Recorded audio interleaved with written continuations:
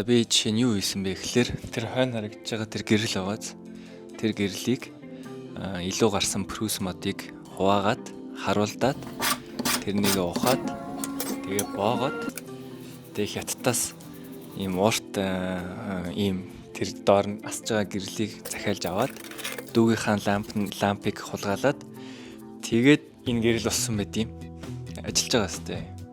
Тэгээ микрофоныг зээлсэн ах маань ийм бичлэг YouTube-ийн бичлэг хийж явах юм бол алталт нь background гэрэл айгүй чухал байдаг гэсэн. Яа энэ ингээд дахиад хоёр үрэг гүйцэтгэж байна. Яа. Тэгээ өөр юу хийсэн бэ гэхээр тэр доор нь ширээ харагдаж байна уу? Харагдаж байвал тэр ширээг бас хийсэн. Энийг бас дүүгээ дагуулж 100 айл руу явангуудаа хавтан гад сүлээд тэрнийгээ тэрж ирээд хөлийн хийхдээ нөгөө Prus моднуудаа бас барьж чирж ирсэн. Яа бас юу хэлмээр байгаа гэхээр яг өөрөө юмаа хийх гингүүт жишээ надад бол машин байхгүй, өвдөл одоо юу юм тийм байхгүй. Би бол ингээ яг цэвэр өөрөөрөө ингээл бүтлгүүтээд юу гэдгийг сурах үедээ сураад тэгээ ингээ хийж байгаа. Тэгэхээр юм хийж эхлэхэд зөвхөн хүнээс жоохон зоригл дутт юм санагдсан. Тэгэхээр өөрөө юмаа хэмээр байх юм бол шууд босоо одоо хий. Өөрөө хий. За босоо.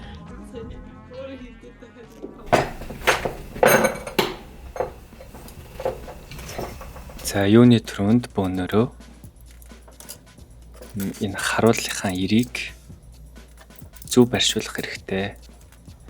Энэ бичлэгэн дээр ерөнхийдөө тааруулах гэж нэлийн оролцсон байгаа. Ер нь бол энэнийг тааруулах нэг тийм амархан идод биш юм шиг санагдсан.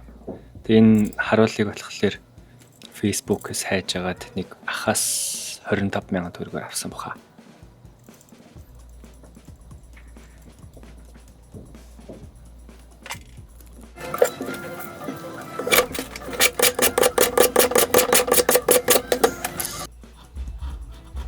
За одоо болохоор цүүцээр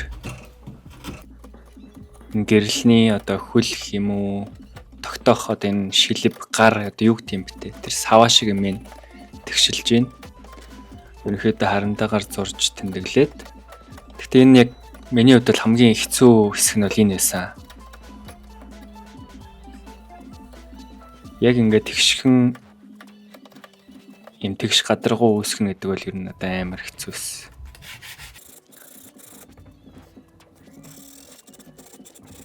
Одоо мэдээж зөвлгээд энэ бүтээгдэхүүн маань хүнд ямар нэгэн тийм муу нөлөө үзүүлэхээргүй жишээ нь хуруугаар л өргөс орох хоргоо болгож байна.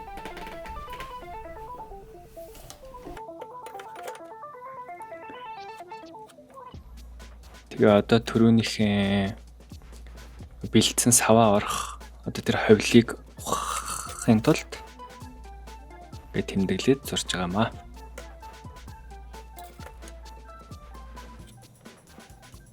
Яг үүнд энэ хэсэг одоо энэ ухах процесс нь түрүүний ихээс бол хамаагүй хэцүү байсан юм байна. Яг бодоод үзсэн чинь.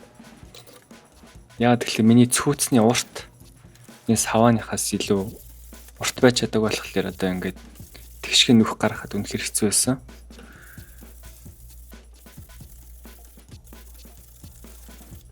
Саваагаа ч гэсэн ер нь гарлаа өргөс орохоор гоё ялгнаа ингээд. Одоо энэ ухцсан маань харагч энийг ухаж байгаа хэсэг бол бичээгүй. Энэ ухахад бол үнэхээр аим шиг хэцүү байсан юм байна. Ер нь бол.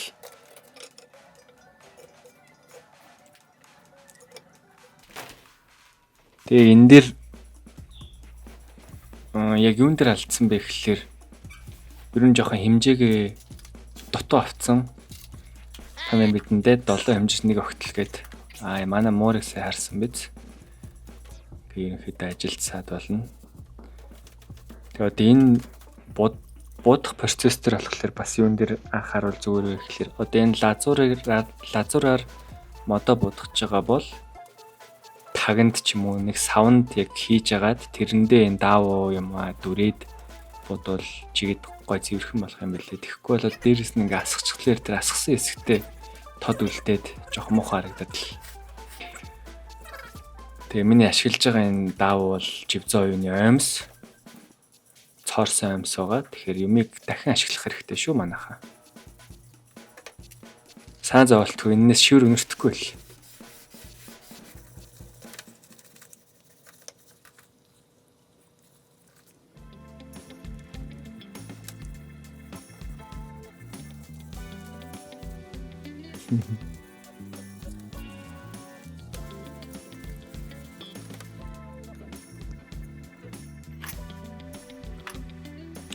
Мэдээж одоо боох ажил маань эхлэж байна. Боохын тулд нүхлэх хэрэгтэй. Тэгэхээр таарах өрөм, болтондоо таарах өрмөө сонгоод тэгээд нүхлэх газараа тэмдэглээд ерөнхийдөө өрөмдөж эхэлнэ гэсэн үг. Энд дээр ч гэсэн ерөнхийдөө маш сайн хэмжээгээ авч иж тэгээд яг нөгөө доошоо 90 градусаар өрөмдөж яг тэгшгүй өрөмдөх бол үнэхээр бас ямар байгаагүй. Мэдээж ингээл юм унгаж энэ ивдэх магадлал өндөртэй. Тэгэхээр юм энэ аягүй анхааралтай тэгээд эмх цэгцтэй байх нь чухал шүү.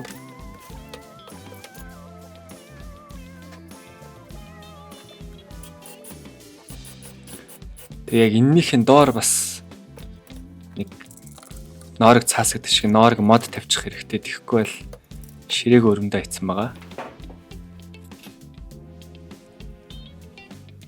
Тэгээд нөгөө боолтоо аваад хийсэн чинь багадаа наадгийн харж байгаа бол ингээд тэр доотлолт нь чангалж болохоор болчихсон.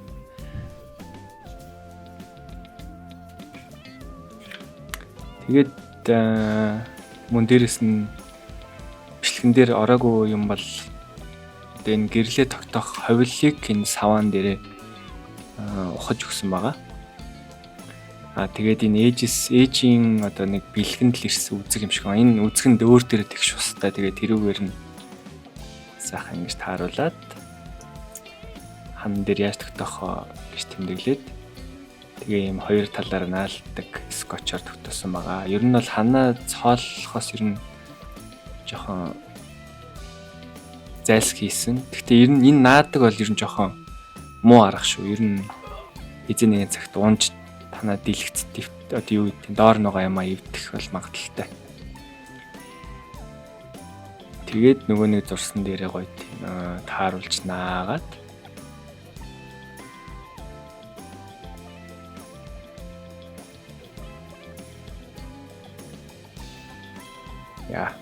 гэл гоё болчихно.